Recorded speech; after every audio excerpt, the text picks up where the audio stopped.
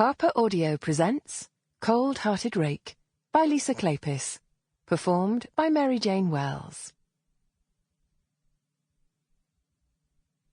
Chapter 1. Hampshire, England, August 1875.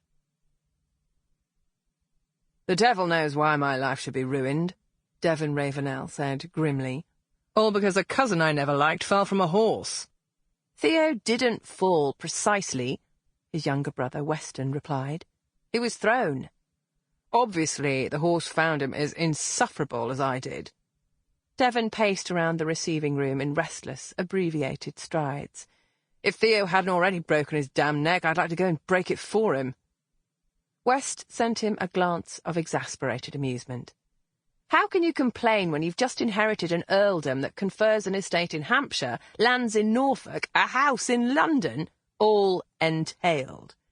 Forgive my lack of enthusiasm for land and properties that I'll never own and can't sell. You may be able to break the entailment, depending on how it was settled. If so, you could sell everything and be done with it." "God willing." Devon glanced at a bloom of mould in the corner with disgust. "No one could reasonably expect me to live here. The place is a shambles." This was the first time either of them had ever set foot in Eversby Priory, the ancestral family domain built over the remains of a monastic residence and church. Although Devon had become ennobled shortly after his cousin's death 3 months ago, he had waited as long as possible before facing the mountain of problems he now confronted. So far, he had seen only this room and the entrance hall, the two areas that were supposed to impress visitors the most. The rugs were worn, the furniture threadbare, the plaster wall mouldings dingy and cracked. None of this boded well for the condition of the rest of the house. "It needs refurbishing," West admitted. "It needs to be razed to the ground." "It's not so bad."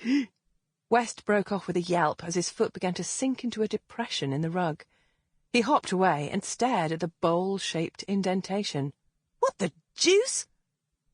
Devon bent and lifted the corner of the rug to reveal a rotting hole in the floorboard beneath.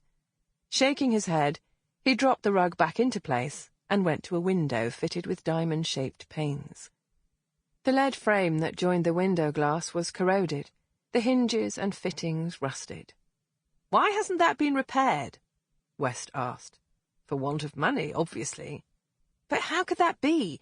The estate comes with 20,000 acres, all those tenants, the annual yields." "Estate farming is no longer profitable." "In Hampshire?"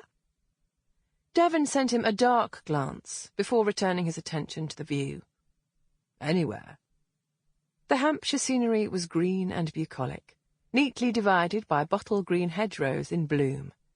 However, somewhere beyond the cheerful huddles of thatched-roof cottages and the fertile tracts of chalk down and ancient woodland, thousands of miles of steel track were being laid out for an onslaught of locomotive engines and rail cars.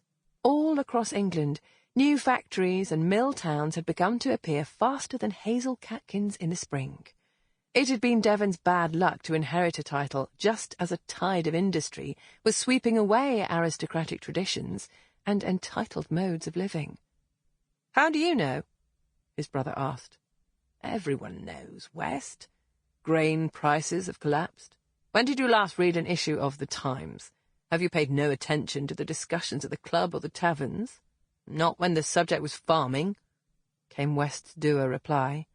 He sat heavily, rubbing his temples. "I don't like this. I thought we had agreed never to be serious about anything." "I'm trying." But death and poverty have a way of making everything seem rather less amusing. Leaning his forehead against the window pane, Devon said morosely, "I've always enjoyed a comfortable life without having to perform a single day of honest labour. Now I have responsibilities." He said the word as if it were a profanity. "I'll help you think of ways to avoid them." Rummaging in his coat, West pulled a silver flask from an inside pocket. He uncapped it and took a long swallow. Devon's brows lifted. "Isn't it a bit early for that? You'll be stewed by noon." "Yes, but it won't happen unless I start now." Sample complete. Ready to continue?